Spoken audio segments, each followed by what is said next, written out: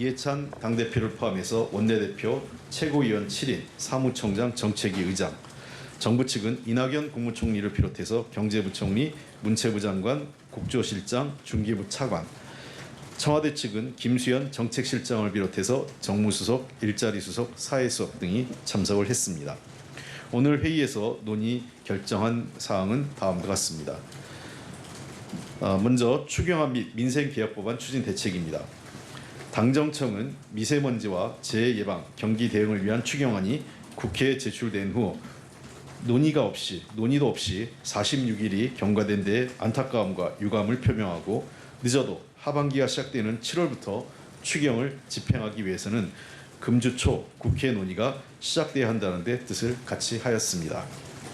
이를 위해 당정청은 자유한국당이 조속히 국회로 복귀할 것을 촉구하고 정부는 기획재정부를 중심으로 추경안의 통과 이후 예산 집행 등이 차질 없이 이루어질 수 있도록 만반의 준비를 갖추기로 하였습니다. 추경안과 관련돼서 조금 설명을 좀 드리도록 하겠습니다. 이번 추경안은 잘 아시는 것처럼 총 6조 7천억입니다. 미세먼지 대응 및 국민안전이 2조 2천억, 선제적 경기 대응 및 민생경제 긴급지원이 4조 5천억입니다. 자유한국당에서 이 강원도하고 강원도 산불과 포항에 대해서 추경이 반영되지 않았다는 비판 논평을 하고 있는데 이것은 전혀 사실에 기초하지 않은 가짜 브리핑입니다. 강원도 산불 등에 대해서 추경안에 이미 반영이 충분히 되어 있습니다. 충분하다는 말은 좀 적절치 않은 것 같습니다. 강원도 산불과 관련돼서 이미 추경안에 일정 부분 반영되어 있습니다. 산불 대응 및 시스템 강화를 위한 인력, 장비 확충 및 추가 피해 예방, 그다음에 피해 지역의 일자리 지원 등과 관련돼서 이미 예산이 반영되어 있습니다. 행정안전부의 재난 관련 예비비와 함께 추경 예산안을 바탕으로 해서 피해 지역의 어려움을 최소화하는 데 최선을 다하겠습니다. 아울러 포항 지역에 대한 예산도 이미 그 추경에 포함되어 있습니다. 지진으로 피해를 입은 포항 주민의 어려움을 덜어드리기 위해 현 시점에서 추진이 가능한 사업들을 발굴해서 추경안에 포함하였습니다. 현장 안전, 소상공인 및 중소기업의 경영자금, 포항 지역 중소기업의 R&D를 포함해서 전통시장 등 중소기업과 자영업자를 지원하기 위한 민생지원, 포항 지역의 SOC 등과 관련돼서 관련 예산을 추경안에 포함시켰습니다.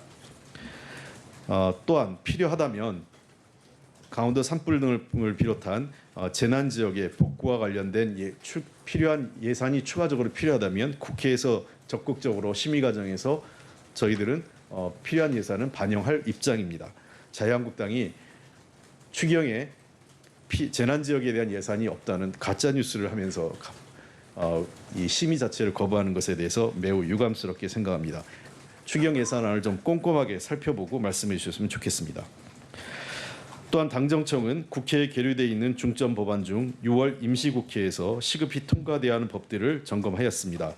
빅데이터 3법, 기업활력 제고 특별법, 국가균형발전특별법 등 경제 활력을 위한 법안과 소상공인 지원, 택시 종사자 처우 개선을 위한 민생법안, 근로기준법, 최저임금법 등 노동 현안 법안, 소방공무원 국가직 전환을 위한 법안, 5.18 민주화운동 관련 법안 등이 조속히 처리될 수 있도록 총력을 기울이기로 하였습니다.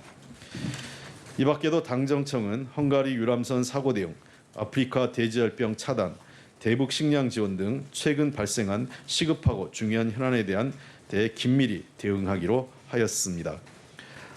특히 그 아프리카 돼지열병은 매우 심각한 질환으로 이 관련 특히 북쪽 지역을 통해서 이 남한 지역으로 이전되는 것을 차단하기 위해서 군을 비롯한 관련 당국이 최선의 노력을 다하고 있습니다. 총리께서는 이와 관련해서 만반의 대책을 준비하고 있고 이동 경로를 그 과학적 장비를 통해서 그 추적하고 있기 때문에 남쪽으로의 이전 가능성에 대해서 만반의 대책을 준비하고 있다라고 설명을 하였습니다. 두 번째 논의된 것은 소상공인 정책 추진 현황 및 당면 과제였습니다.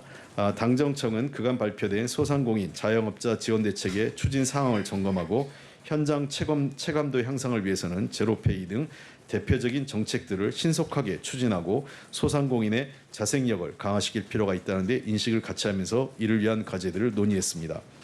당정청은 우선 제로페이 활성화를 위해 소상공인법을 개정해 제로페이의 근거를 마련하고 제로페이 사용의 분에 대해 40% 소득 공제율 적용, 현행 전통시장 추가 공제 한도 100만 원에 제로페이 사용분을 포함하는 내용의 조세 특례 제한법을 개정하며